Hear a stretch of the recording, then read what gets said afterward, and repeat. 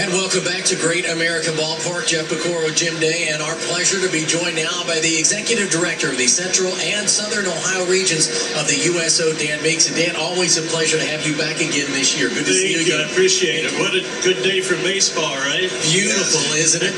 Now, one of the first things I wanted to talk about is obviously if we've been seeing all of the different things that we've been honoring all these fantastic men and women who've fought for the United States of America.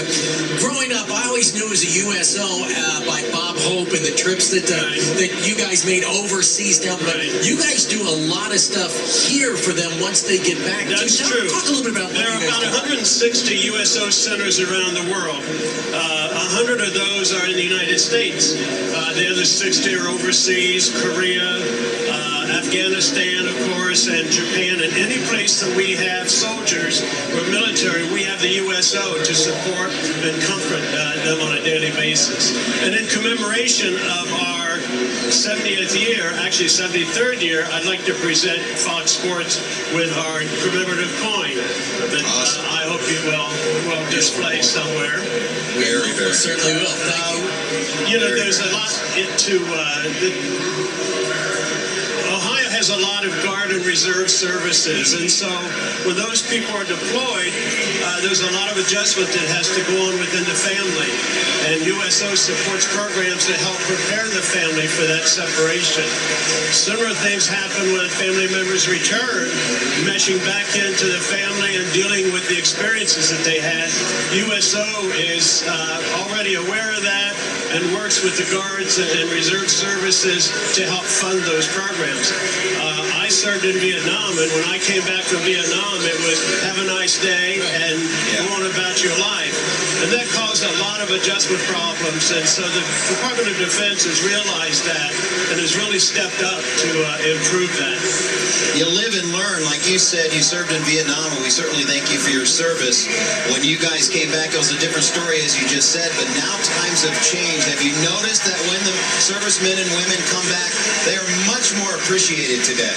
Oh, there's no doubt. You know, the 60s was not a good era to be in the military, to put it lightly.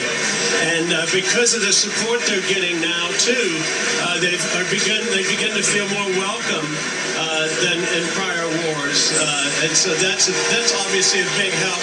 And things like this and the recognition that various organizations and television and other media has done to bring it to the forefront for the public to realize the sacrifices that these men and women make. And it's not just those who serve in Afghanistan or hopefully we don't have any larger problems in South Korea, but all people who service in the United States even, they're away from their families and their loved ones on holidays and Thanksgiving. So serving in general is a sacrifice. And Dan, real quick, do you help assimilate those guys back into the real world, if you will, here? Pardon me? Do you help them to get back into the real world, so to speak? Yes, there's a program called Yellow Ribbon, which is after 30, 60, and 90 days after their return. They have gatherings. They call them events and drill and so forth. But during that time, they not only talk to the service member to see how things are going, but sometimes they take the family and the spouse aside and say, is everything going okay? You probably heard this before, but the number of suicides that have happened with our members of military that have returned is actually greater than the number that were killed in service. That's a tragic number.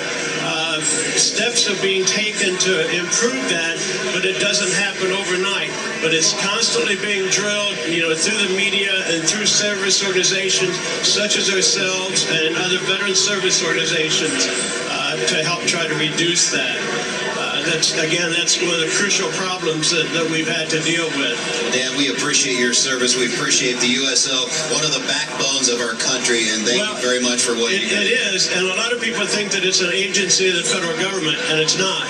Right. We serve, and our funding comes solely from donations from corporations such as Kroger's and other private donations. Be it $10 or $10,000, it all goes together to help. We are back after this on this Memorial Day 2013. Reds and Indians are coming up.